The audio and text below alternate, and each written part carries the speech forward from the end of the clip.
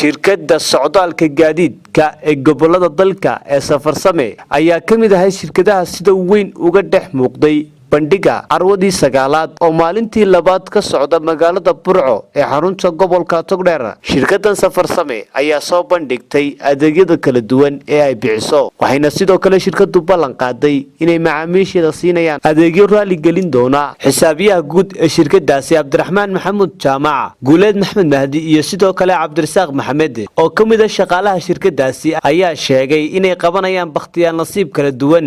adeegyada aan ku soo bandhigano carwadan ayaan ka qayb qaadano shirkadda waxa kamid ah inaan ku soo bandhigi doono abaalmarintaas oo ay ku mutaysan doonaan macaamiisha shirkadda Safarsame raacda.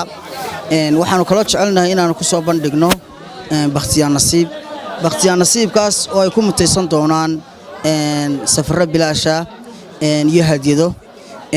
shirkaddu waxay kaloo ay doonaysaa in carwadan ku soo bandhigto ee shootinay furtay goboladii galbeedka Gabiley, Wajaale, Boorama.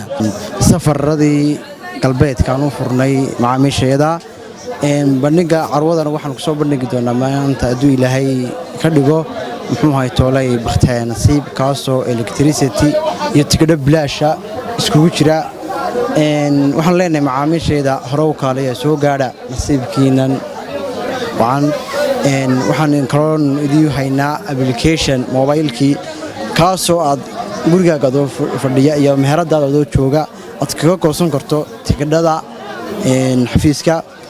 waxaanu ku leenahay macmiil mar walba waxaanu ku dadaalaynaa sidaad safarkaaga horumarin lahayn.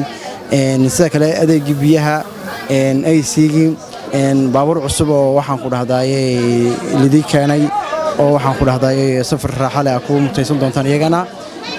insha Allah adeegyo badan ayaan soo wadnaa. carwada ganacsiga Soomaaliland oo markii sagaalaad lagu qabanayo ahna markii u horeysay Burco, annagana markii u horeysay aanu ka qayb galno.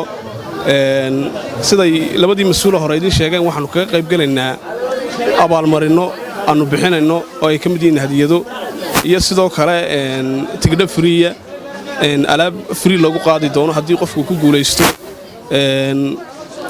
waxaan intaa ugu dari lahaa oo aan in yar ka taaban lahaa adeegyada ay shirkaddu qabato oo ay ka mid tahay inaanu macaamiisha u hayno basas yaryar oo raaxo ah oo adeegyada ay ka mid tahay adeega 4G oo bilaash ku helaysa inta safarka aad ku jirto, adeega qaboojiyaha ama AC-ga oo aan laga bakhtiinayn inta safarka aad ku jirto isagana, iyo sidoo kale biyo free oo aad ku heli doonto lacag la'aan oo aan ugu talagalay macaamiisheeda.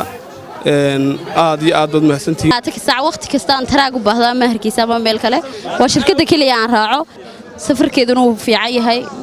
waxaan bulshooyinka reer Burco ugu bishaareynaya in Safarsame mar walba ayaan le Cabdullaahi Jaamac, warbaahinta caalamiga SBC Burco.